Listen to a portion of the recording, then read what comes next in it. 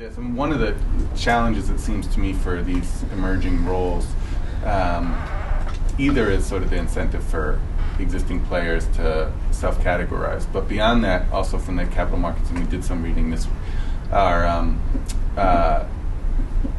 independent organizations that function sort of like analysts. And in a way, you're a little bit that way, and Lisa, in a way, you operate. What do you guys see as sort of the mechanisms for those to emerge, including the financial sustainability of those kind of entities? So even within, I don't know, JPMorgan, but lots of private banks, it's sort of a lost leader to provide philanthropic support. But because there's these other wealth management services, folks can, the banks can afford to carry it. But where do you see sort of the emergence of these independent entities coming from, if at all?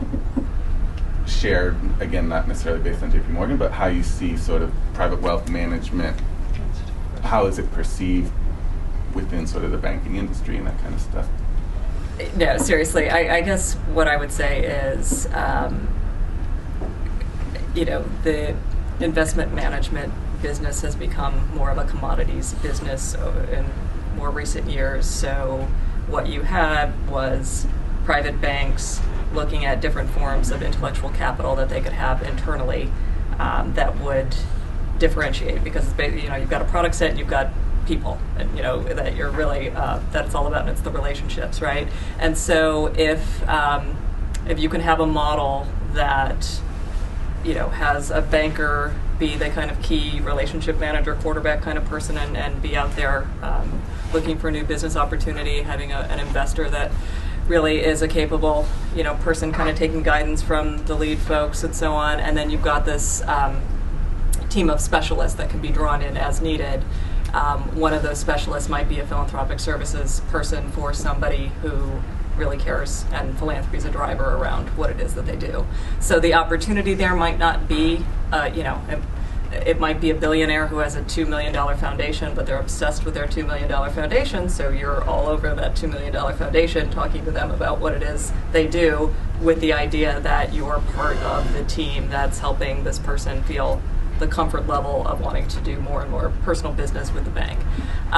So I think the more typical pattern at private banks is, one or two human beings in this role, maybe doing the startup conversation, values, mission statement kind of piece as a value-added service for the top tier clients. It's a little unusual to have a team that can also do execution, and kind of historical accident that we've made into something quite robust and good. So but it's one of these things where it is an additive service that can, pay for itself a bit, but if you're kind of going line by line and trying to get the most bang for the buck out of a certain set of human beings, the philanthropy team is never going to be that. Yeah. So, I'll tell you one thing that drives me crazy, and I talk about when people come and ask us about our approach, and it sort of categorizes as match your expectations with what you're going to give. You probably get this a lot, right, with different notes. Because, we have people go, oh, you've got just this amazing, exhaustive due diligence process. Let me take your process, and I'm going to go, do it for environmental organizations. I go, great, okay, I'll spend an hour walking them through the process and show them the framework and that sort of thing. And then at the end of the conversation, so what's your average grant size? Like, what are you going to give out? Oh, 25 to 50,000. I'm like, Jesus Christ, just give the grantee a check and say thank you very much for the services. I mean, it's ridiculous. And there are so many. I did this talk in Europe last year, and there's so much of this. This is the problem with some of these great new ideas. It's like people are like, wow, this is great. We're going to get results in 3 years, and we're out. And then you ask again, like, what are you doing? $100,000, but lots of extra financial supports and our networks. I was like, oh man, just give more money and start there. Expect much longer term results.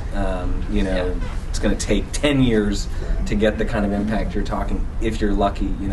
So some of these, there's also like I don't know if it's an infrastructure thing, but like a basic education piece that has to happen in the sector, to just help sort of ground, especially new philanthropists who love some of these ideas, and then just like on crack with them, Yeah, look at existing venture capital models before you do that.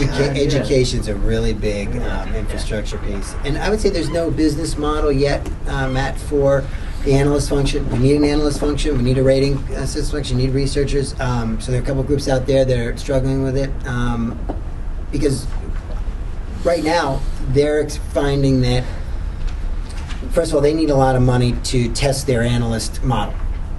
Philanthropists generally, advisors, private banks so far have not been willing to pay for this information. So how are they going to fund the research? Investment banks, people do pay for that research, though it's not the big money maker. So I think that some of the models for that could be, you got to get them to scale so their price points come down, the analysts and the research, right? It gets circulated to enough folks. Subscription models, possibly. But I think that the intermediaries that are making some money by packaging capital may have to create collaborative analyst rating models to support the research and the analyst function through subsidizing it, in essence, through some of the intermediary revenues. That's a guess. Yeah, well, one other thing I would say about the it's really hard for me to imagine. I mean, I can see on some organizational financial stuff how you could start to really get kind of a rating system like it, and that's sort of starting to happen. What's really tricky, given the fact that the evidence base in the social sector is so weak broadly, like we just don't have that many proven models out there based on the most solid research.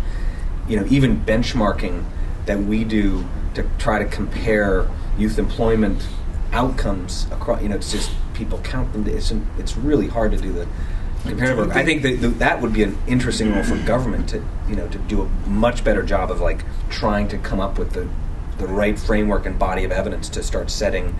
Do you think that's social possible? I mean, Edna McConnell Clark's relatively, you're all about youth. At least you probably have more than one organization in your portfolio that's aiming for relatively similar impact. Yeah. Are you even able to compare within the portfolio one organization against the other? Yeah. And okay. Yeah. Cool.